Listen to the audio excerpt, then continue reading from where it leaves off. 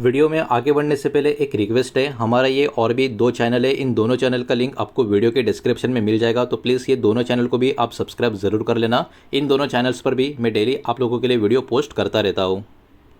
तो चलिए आगे बढ़ते हैं हमारे आज के दिन के तीसरे वीडियो की तरफ। इसके पहले भी दो वीडियो हम पब्लिश कर चुके हैं। वो दोनों वीडियो अगर अब तक आपने नहीं देखे तो चाहिए तो हमारे चैनल के वीडियो डिस्क्रिप्शन में जाकर उन दोनों वीडियो को आप देख सकते हो। तो देखिए, सरकार की तरफ से एक बहुत ही बड़ा फैसला, एक बहुत ही बड़ी यहाँ पर खबर निकल कर आ रही है। और एक खबर है पीएम गति शक्ति रेल कॉरिडोर से कनेक्टेड। इसको आपको समझना होगा बिकॉज ये अभी के टाइम पे सबसे बड़ा अपडेट कंट्री में कहीं ना कहीं यहाँ पर निकल कर आ रहा है। तो ये एक्चुअली प्रोजेक्ट है क्या, लोकेशन क्या होगा, मैं सब कुछ यहाँ पर आपको बताने वाला हूँ। तो Ahmedabad Dholera semi high speed rail corridor एक बहुत ही बड़ा इंपॉर्टेंट पार्ट इंडिया का गवर्नमेंट का पीएम गति शक्ति मास्टर प्लान यहाँ पर माना जा रहा है। और इसी से कनेक्टेड एक बहुत ही बड़ी अपडेट, एक बहुत ही बड़ी खबर यहाँ पर निकल कर आ रही है।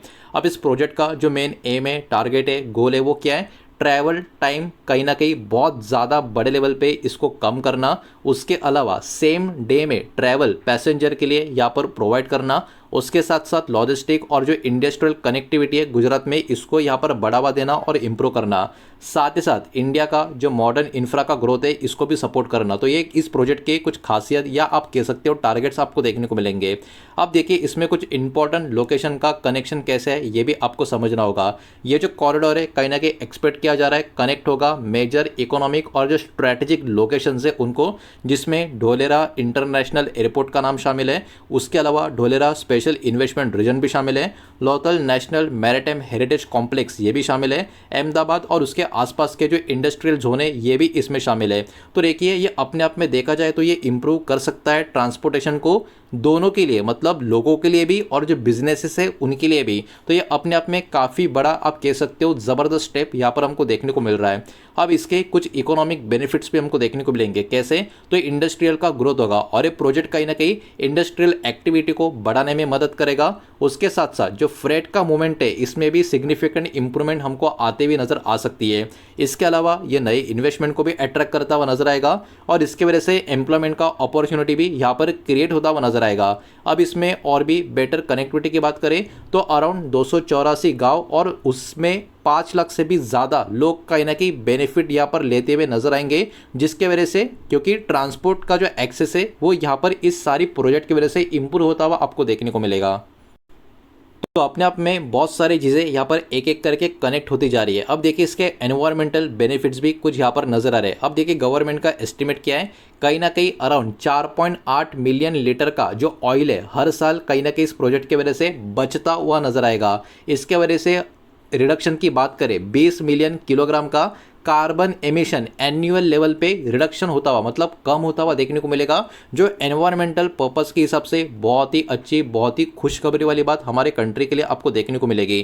तो ओवरऑल ये कहने कि इंडिया का जो क्लीनर और सस्टेनेबल इंफ्रा का जो टारगेट्स है, जो गोल है, उसको भी ये वाला प्रोजेक्ट पूरी तरीके से सपोर्ट करता हुआ, फिट होता हुआ आपको देखने को मिलेगा।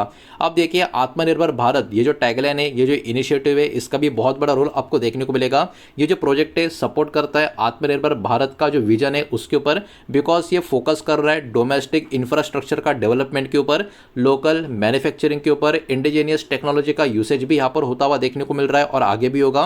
और इंडिया का जो ट्रांसपोर्ट का नेटवर्क है इसको भी इसकी वजह से क्या मिल रही है, मजबूती मिल रही है। तो इन एंड ऑल ये आत्मनिर्भर भारत जो हमारा इनिशिएटिव है, जो हमारा विजन है, इसको पूरी तरीके से सपोर्ट करता हुआ यहाँ पर नजर आ रहा है। अब इसमें कुछ कुछ मेजर चैलेंज भी आपको देखने को मिलेंगे, जैसे कि बड़े बड़े जो इंफ्रा के प्रोजेक्ट होते हैं उसमें कहीं ना कहीं एग्जीक्यूशन का बहुत सारा डिफिकल्टीज भी देखने को मिलता है। इसमें सबसे बड़ा जो चैलेंज होता है वो होता है लैंड एक्विजिशन का। तो देखो, यहाँ पर लैंड करना रेल कॉरिडोर्स के लिए इसको टाइम लगता है, ये वाली बात हम सबको यहाँ पर समझ में आ जानी चाहिए। उसके बाद गवर्नमेंट का अप्रूवल, ये भी सबसे बड़ा चैलेंज होता है, बिकॉज यहाँ पर मल्टीपल परमिशंस लेनी पड़ेगी डिफरेंट डिपार्टमेंट से, जिसके कारण एग्जीक्यूशन को थोड़ा यहाँ पर डिले भी हमको देखने को मिल सकता है। ये सारे चैलेंजेस है, ठीक है। अब टेक्नोलॉजी इंटीग्रेशन की बात करें तो देखिए, यहाँ पर एडवांस और मोस्टली डोमेस्टिक टेक्नोलॉजी का का लार्ज स्केल के ऊपर जो यूज़ होना है, इसमें भी बहुत बड़ा चैलेंज हमको देखने को मिलेगा। इसके अलावा जियोलॉजिकल इश्यूज भी यहाँ पर हमको देखने को मिल रहे हैं। अनएक्सपेक्टेड अंडरग्राउंड टेरेन प्रॉब्लम्स भी यहाँ पर कहीं ना कहीं इंक्रीज होते हुए नजर आ सकते हैं, जिसके कारण प्रोजेक्ट का कॉस्ट भी और डिले जो टाइमलाइन है उसमें हमको देखने को मिल सकता है। तो ये कुछ 4-5 आप कह सकते हो चिंता का विषय या चैलेंजेस इस प्रोजेक्ट को लेकर यहाँ पर बना हुआ है।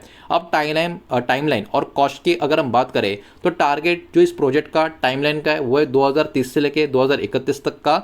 हालांकि डिले कहीं ना कहीं इस प्रोजेक्ट में पॉसिबल है, बिकॉज इसका जो एक रेंज है काफ़ी बड़ा है।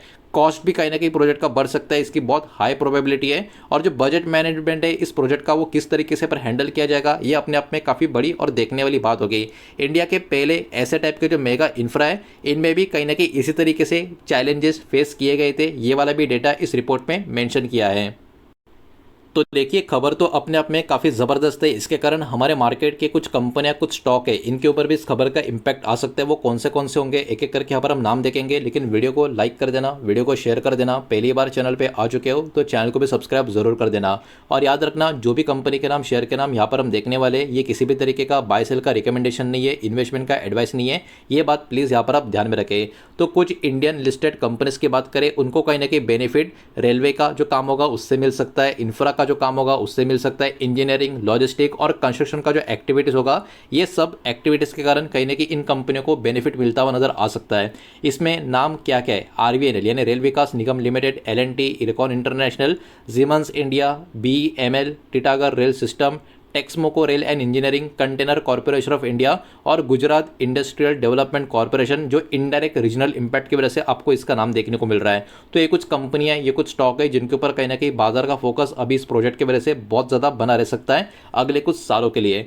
फ्यूचर आउटलुक की अगर हम बात करें तो गवर्नमेंट कहीं ना कहीं एक्सपेक्ट कर रही है फोकस यहाँ से और भी ज़्यादा इंफ्रा का जो एक्सपेंशन है उसके ऊपर यहाँ पर किया जाएगा। हाई स्पीड का और जो सेमी हाई स्पीड का जो रेल है इसके ऊपर भी यहाँ से फोकस और भी बढ़ाया जाएगा। इंडस्ट्रियल कॉरिडोर के ऊपर भी फोकस यहाँ पर बढ़ाया जाएगा और जो लॉजिस्टिक है उसका मॉडर्नाइजेशन के ऊपर भी कहीं ना कहीं यहाँ पर फोकस किया जाएगा। तो ये अहमदाबाद ढोलेरा का जो कॉरिडोर है वो कहीं ना कहीं इंपॉर्टेंट टेस्ट केस हमारा इंडिया का फ्यूचर कैसा होगा, ट्रांसपोर्ट इंफ्रा प्रोजेक्ट का, वो कहीं ना कहीं डिसाइड करता हुआ नजर आ सकता है। इसलिए इस प्रोजेक्ट का सक्सेसफुल होना कहीं ना कहीं हमारे कंट्री के लिए बहुत ज़्यादा इंपॉर्टेंट है, बिकॉज यही डिसाइड करेगा ऐसे प्रोजेक्ट आने वाले सालों में और भी राज्यों में इंप्लीमेंट किए जा सकते हैं या नहीं किए जा सकते, कितना बजट उसके लिए लग सकता है, कितना टाइमलाइन लग सकता है और क्या क्या चैलेंजेस उसमें आ सकते हैं। तो कहीं ना कहीं ये वाला जो प्रोजेक्ट होगा एक टेस्ट केस की तरह भी इसको कहीं ना कहीं देखा जा रहा है। तो देखिए, ओवरऑल खबर तो अपने आप में काफ़ी ज़बरदस्त निकल कर आ रही है, रिपोर्ट काफ़ी बढ़िया निकल कर आ रही है, वही मैंने आपके सामने यहाँ पर प्रेजेंट किया। लेकिन जो भी कंटेंट इस वीडियो के माध्यम से मैंने आपके सामने प्रेजेंट किया, सारा का सारा एजुकेशनल और इन्फॉर्मेशनल पर्पस के हिसाब से ही है, और कोई भी और किसी भी तरीके का इन्वेस्टमेंट का एडवाइस या स्टॉक का बाय सेल का रिकमेंडेशन मैंने आपको दिया नहीं है, ना ही मैं आपको दे रहा हूँ। ये वाला बात भी यहाँ पर आप ध्यान में रखें। उम्मीद करता हूँ वीडियो आपको समझ आया होगा, पसंद आया होगा। तो वीडियो को लाइक करें, दोस्तों से शेयर करें। पहली बार चैनल पे आ चुके हो तो सब्सक्राइब भी कर देना। और कोई भी स्टॉक में निवेश करने से पहले खुद की स्टडी रिसर्च जरूर करें, फाइनेंशियल एडवाइजर की सलाह जरूर लें। मिलता है नेक्स्ट वीडियो में, धन्यवाद।